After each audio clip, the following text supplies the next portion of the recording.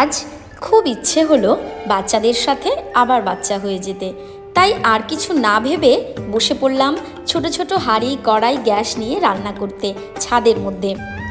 আমরা যতই বড় হয়ে যাই না কেন, আমাদের মধ্যে একটা ছোট্ট বাচ্চা কিন্তু লুকিয়ে থাকে। অনেকেই আবার বলতে পারে যে বুড়ো বয়সে ভীমরতি, আসলেই ভীমরতি বটে। এই দেখো না, আবার রান্না করতে করতে বৃষ্টি শুরু হয়ে গেল। সমস্ত কিছু আবার গুটিয়ে নিয়ে আমাদেরকে চলে যেতে হবে নিচে, মানে বাড়িতে বসে, মানে রুমের মধ্যে আমাদেরকে রান্না করতে হবে। এটা একটা খুবই দুঃখের বিষয়। তো রান্না করতে করতে তোমরা দেখতে থাকো, এবং আমার সেই ছোট্টবেলার একটি ছড়া কিন্তু খুব বলতে ইচ্ছা করছে, তো একটু তোমাদের সঙ্গে শেয়ার করি, চলো। আর যেখানে যাও না রে ভাই, সপ্ত সাগর পার, কাতুকুতু বুড়োর কাছে যেও না, খবরদার।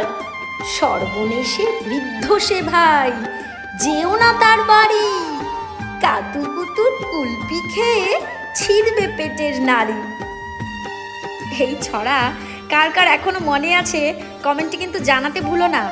এই দেখো, গল্প করতে করতে কি সুন্দর আমাদের রান্না হয়ে গেছে। ছোট্ট একটা মাটির কড়াইয়ে আমরা রান্না করছি ডিমের ঝোল ভাত আলু দিয়ে, ঠিক আছে?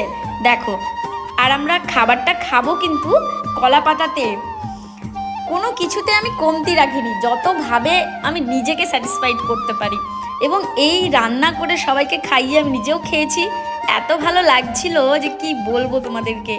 দেখো, সবাই কিন্তু খুব মানে মন দিয়ে একেবারে খাচ্ছে, আর এই হচ্ছে সব থেকে বড় সদস্য। আর রান্নাটা সত্যিই খুব ভালো লাগছিল।